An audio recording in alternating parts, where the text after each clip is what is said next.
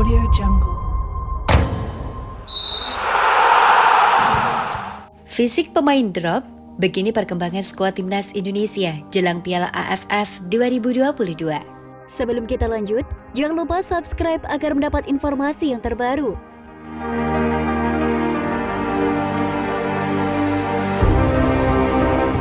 Timnas Indonesia sudah menjalani latihan selama 1 pekan jelang bergulirnya Piala AFF 2022 pada 20 Desember mendatang. Adapun, sepekan pertama TC program difokuskan pada penguatan karena fisik drop. Hal ini disebabkan karena tidak adanya kompetisi pasca tragedi Kanjuruhan pada 1 Oktober lalu. Oleh karena itu, latihan tahap awal ini fokus mengembalikan kondisi fisik pemain seperti semula. Pelatih Timnas Indonesia, Sintayong menjelaskan program seminggu ke belakang berjalan lancar. Meski McClough dan kawan-kawan menjalani latihan dengan intensitas cukup berat, para pemain kerap berlatih 2 kali dalam 1 hari. Pagi hari berlatih di pusat kebugaran, lalu sorenya ke lapangan. Memang latihan seminggu ini intensitasnya sangat tinggi dan program latihan timnas juga berjalan lancar. Para pemain mengikuti latihan dengan baik walaupun intensitasnya tinggi, kata Sintayong dalam keterangan Senin 5 Desember 2022. Memang dengan Liga 1 berhenti fisik semua anjlok, karena itu latihan sekarang polanya pagi latihan di gym, sore latihan lari. Jadi sedikit demi sedikit kondisi pemain semakin membaik, sambungnya. Meski pekan kedua TC Sintayong menyebut program latihan tidak jauh berbeda dari sebelumnya, juru formasi asal Korea Selatan itu belum memberikan materi taktik kepada McClough dan kawan-kawan. Penguatan otot dan peningkatan fisik pemain tetap jadi fokus utama. Sintayong berharap anak asuhnya sudah lebih siap ketika sudah melahap materi taktik. Jadi saya memang sedang berusaha untuk membuat penguatan dasar karena dengan kompetisi berhenti, jadi semua pemain hampir sama kondisinya, ucapnya. Timnas Indonesia berada di grup A Piala AFF 2022. Skuad Garuda berada satu grup dengan Thailand, Kamboja, Filipina, dan Brunei Darussalam. Pelatih Bali United, Stefano Cugura, pasrah 2 pemain andalannya dipanggil ke Timnas Indonesia. Seperti diketahui, Nadeo Argawinata dan Ilija Spasujevic masuk dalam deretan pemain yang mengikuti TC Timnas Indonesia jelang Piala AFF 2022. Selain itu, diperkirakan kedua pemain ini baru bisa kembali ke klub pada bulan Januari mendatang. Hal ini tentu menjadi kerugian bagi tim Bali United. Pasalnya, Nadeo dan Spaso merupakan 2 pemain penting bagi tim Serdadu Tridatu. Dari 11 pertandingan, Bali United Liga 1 2022-2023, Nadeo tampil dalam 10 pertandingan dan hanya absen 1 laga karena kartu merah.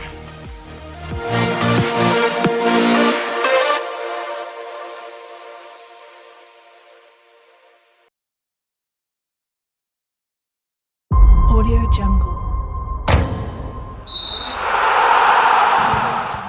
Zaki Ashraf memanfaatkan kesempatan saat berseragam Timnas Indonesia di Piala AFF 2022. Sebelum kita lanjut, jangan lupa subscribe agar mendapat informasi yang terbaru.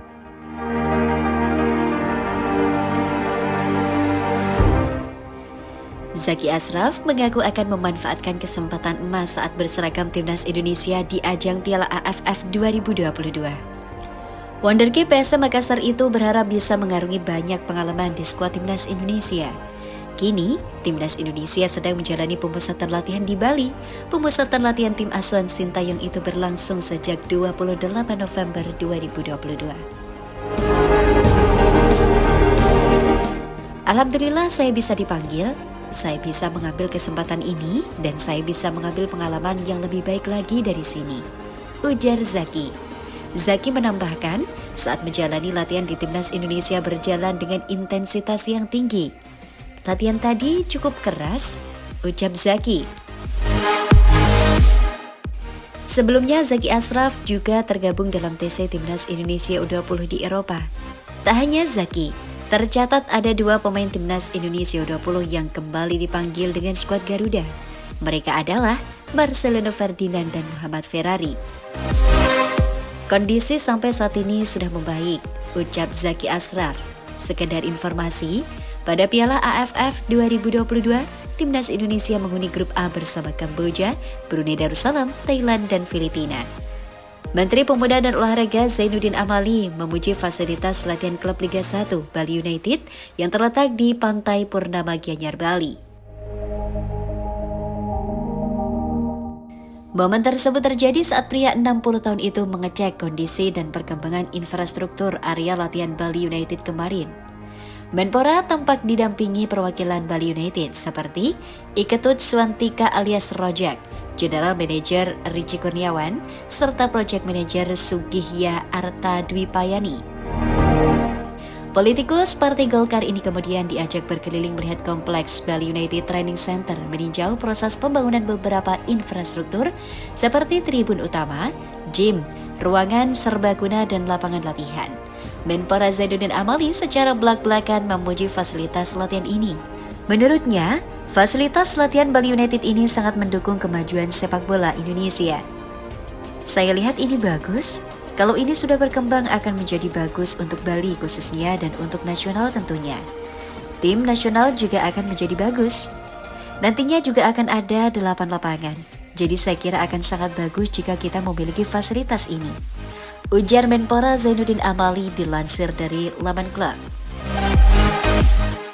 Dari 8 lapangan latihan baru tersedia 3 lapangan berstandar FIFA. Pembangunan infrastruktur inti tribun sudah mencapai 75%. Ruangan serbaguna dan gym sedang dalam proses pemasangan tiang panjang yang sudah mencapai 70%. Seluruh pembangunan fasilitas latihan milik Bali United ini diperkirakan rampung pada Maret 2023 sebelum Piala Dunia U20 bergulir.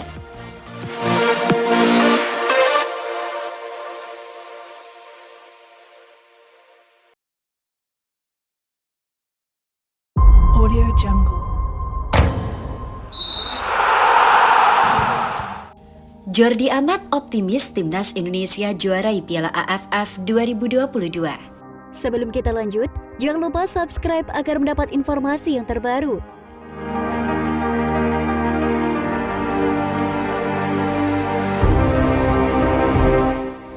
Bek tim nasional Indonesia Jordi Amat optimis skuadnya mampu menjuarai Piala AFF 2022.